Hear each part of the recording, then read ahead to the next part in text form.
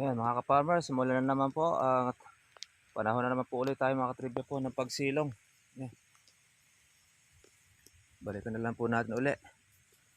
Ito ang ating pagdadamo. Ayan, ito na po yung ating nalinisan.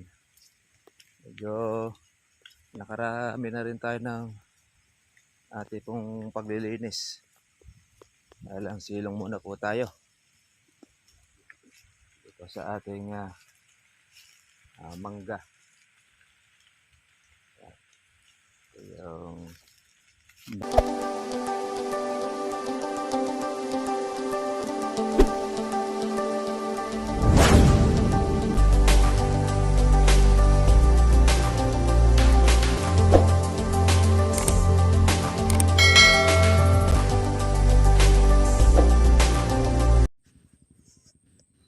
good morning po mga ka-farmers, mga ka-trivia. Ito na po yung ating sili. Ayan. At ilan po ay medyo malaki-laki na po yung iba. Pero ito po ay huhuli pa natin iba pong mga namatay. Ngayon ay ating dinadamuhan dahil mahaba naman po ulit mga ka-farmers po yung damo. Hindi po tayo makapag herbicide dahil nag-uulan. Ngayon lang po mga ka-farmers po medyo gumanda-ganda po ang panahon. Kaya naman samantalahin na po natin yung pagkakataon. Nakapaglagay na po tayo ng ating organic fertilizer dito sa ating sili. At ngayon naman dadamuhan po natin ito kasi mahirap na po yung matambakan po tayo uli. Kailangan lang po mga ka-farmers ito po ay ating maagapan habang maliliit pa po yung damo. Ayan, nag-umpisa na po tayo ng ating uli pagtatrabaho. Tapos maghuhulip tayo ng ating sili na itinanim. Ayun, sa gawi po doon, di pa po tayo natatapos dyan. At meron uli po tayo pagpanlipat. Pero ito muna natin mga farmers po yung ating unahin na damuhan. Para at least makita natin. Yung kalaban natin dito mga farmers po, yung mga suso. Yun po yung kumakain po ng ating mga dahon, sinisira. Kaya kukuha po tayo ng panlaban sa suso. Yan, lalagyan po natin ng bawat puno para hindi na po sila makalapit, mga katripya. Aking alaga ay hukay ng hukay. Yan, naghahanap siguro ng daga. Psst! Minsan ay pati sili nadadali.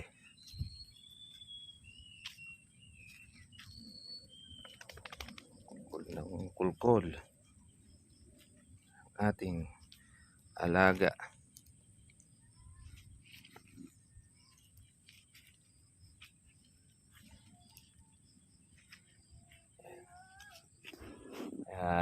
Hawan muna tayo, linis. Ito ang ating pong tinatanim ng mga tinang sili. Pagkatapos nito ay maghuhulip naman po tayo ng ilang pong mga namatay. Kasi iba mga nadali po ng ating mga suso. Ilalagay po tayo ng umang sa mga suso natin. Ayan o. Naka na noong yung susong saging. Ayan. Yan yung tumitira po sa ating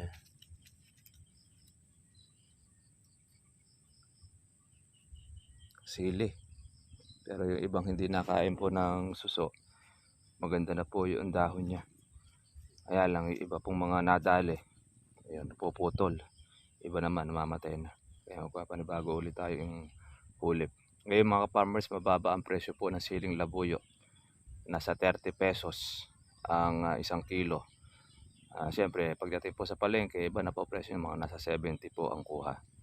700 ang isang bundle. Pero pagdating naman po sa bagsakan, 30 hanggang 40 ang presyo po ng sili. Kaya mababa po. Kaya maganda po magtanim ng sili ngayon dahil mababa ang presyo. Ang sili kasi mga farmers po, tumatagal po yan hanggang 1 taon mahigit. Basta continuous po ang inyong alaga. Yan po ang sili. Ang panigang naman, matagal na po dyan ang kalahating taon na aabot. Pero karaniwan dyan kumukulot na. Pag kumulot na po ang bunga, mababa na po lalo husto ang presyo po ng siling panigang. Pero ngayon maganda po ang presyo ng panigang ngayon, nasa 50 na yata yung per kilo nito. Ito, damo muna tayo mga katribya. Magandang umaga sa lahat ng ating mga ka-farmers.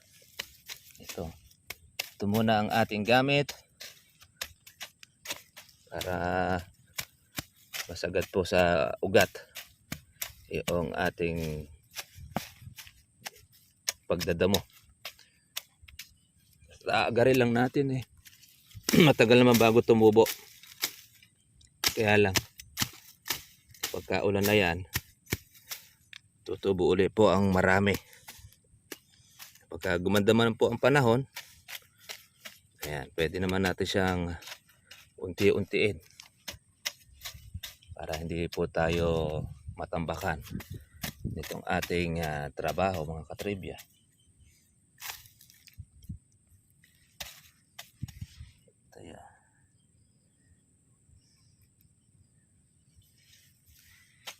Ibang mga wala na yung dahon, pag nagsupang makakasurvive, palitan na lang natin ng bago. Ganyan po mga katribya po pagka magugulay, mahirap sa umpisa magpalaki dahil marami kang kalaban. Pagka pinipitas naman, presyo naman ang kalaban natin. Pag mababa, ayun, minsan hindi po mabawi ang puhunan. Ganyan ang farmers, marami kang ginastos, sa palarang ka rin. Maigyan na po yung meron tayong inaasahan. Kaya nga alam mo na aani ka. Ang mahirap yung hindi ka aani. Mura na nga ang presyo, wala ka pang mapipitas. Kaya mas maganda yung ganito. Meron tayong pinaglilibangan. Ito, exercise natin ito eh. Kaya po tayo kumuha po ng sili para meron tayong trabaho, pagpapawis. Kesa tayo mag-jogging-jogging, takbo-takbo para pawisan. Ito, tandaan ito, meron pakinabang ang ating pag-ehersisyo. Maganda pa sa kalusugan.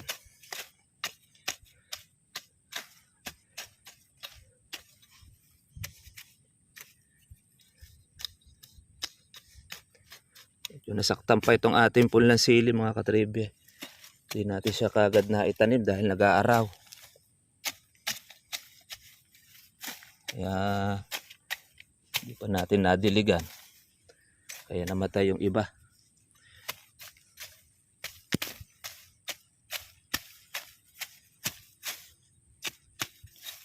Madali lang po itong damuhan. Basta ganitong konti pa lang, po agad-agarin na mga ka-farmers.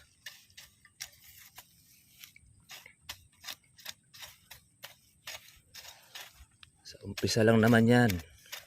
Pagkatapos niya mga ka-farmers pag lumaki-laki na yan medyo maganda-ganda na po ang entrada ng ating sili. Kaya lang marami pa talagang pagdadaanan yan. Lalo na sa mga suso. Nako, dumami ang suso rito sa amin. Pati dahon ng kalamansi ay kinakagat na. Pati bunga.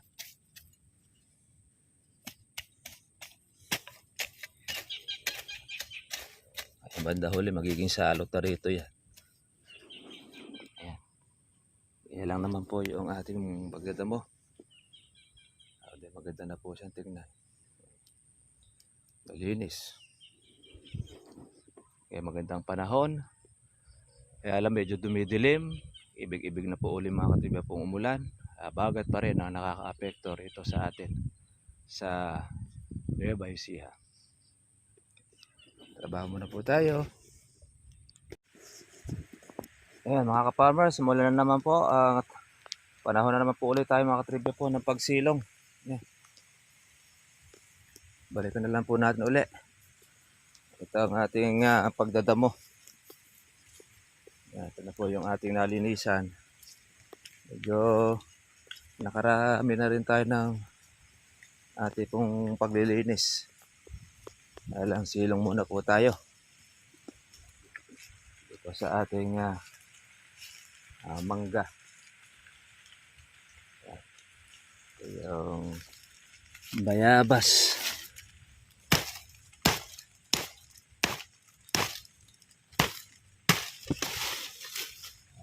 Para po palas, delikado kasi pagka ating pong patusok ang ating pong para matapakan man, hindi makakadisgrasya. Meron tayong lalaking papaya sa kabila.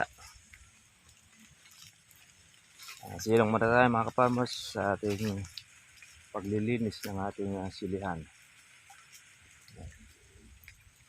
Ganda na po siya. Pagka po nalinisan nakikita na po yung sili. Kaya lang yun po mga namatay, atin po siyang huhulipan para hindi po bungi-bungi. Kaya tsaga-tsaga lang mga katribya. Ganun talaga. Pagka po tayo maghahalaman, tayo po ay nakikipagsapalaran. Hindi natin alam kung magiging presyo nito.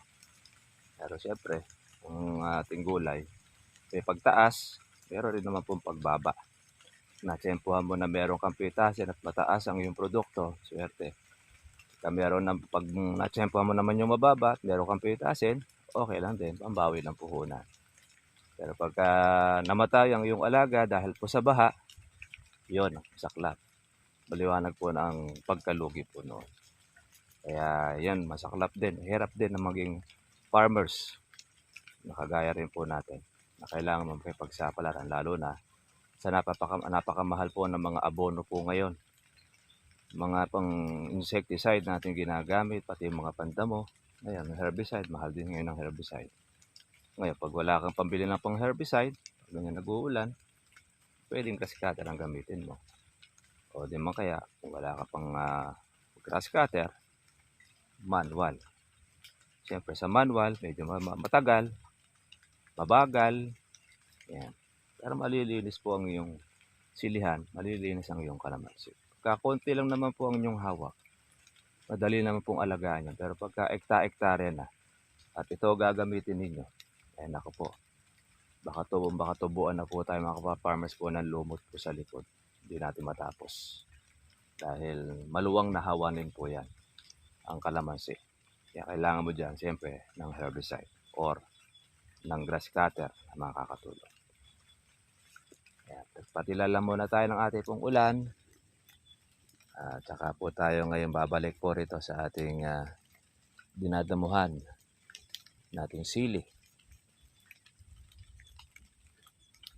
Basta't makakuha lang ito, makalaki mga ka-farmers, ay maganda-ganda po ang magiging resulta nito. Mahirap lang yan mga ka-farmers ay masira po ng ating suso. Kaya pati po yung ating batang kalamansi, sama na po natin ito na dinadamo. Kaya lang hindi lang po ganun puspos. Masyado matagal pagka po pati kalamansi dadamuhan natin. Pag gumanda po padahon, doon po natin siya i-sprayin po ng ating herbicide. Para po at least ay nakapag-exercise tayo, medyo nakaminos tayo ng ating pong gamot mga katribya. Yan, ito na uli yung ating ulan. Balik uli po tayo sa trabaho. Ito na mga ka-farmers po yung ating nalinisan. May mga tumubo pa ng mga sampalok-sampalukan. Ayan. Kapag po maliliit ang damo, madali pong linisin. Pero pagka yan ay marami ng damo, ako, matagal. Kaya inaagad po natin para makalaki ang ating sili. Yan, yung ating po mga nadamuhan na. Mamaya naman mga katribya, maghuhulip naman po tayo ng ating punla para wala pong mapatlangan. Unti-unti rin natin ito mga ka-farmers. Ito halos po yung ating tataniman. Lahat po ng mga open, yung mga batang kalamansi. Mga siguro ilang mga kuwan dito, makakapagtanim pa tayo sa iba. Pero ito lang muna ang ating concentrate.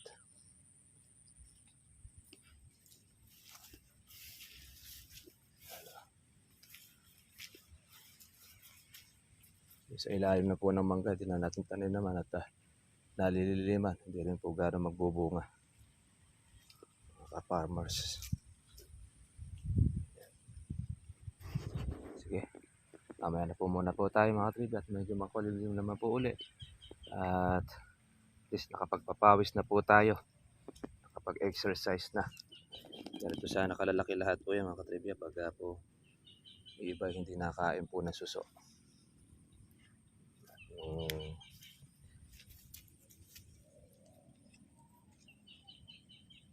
Yan, tingnan natin baka mamaya mayroon siyang uod.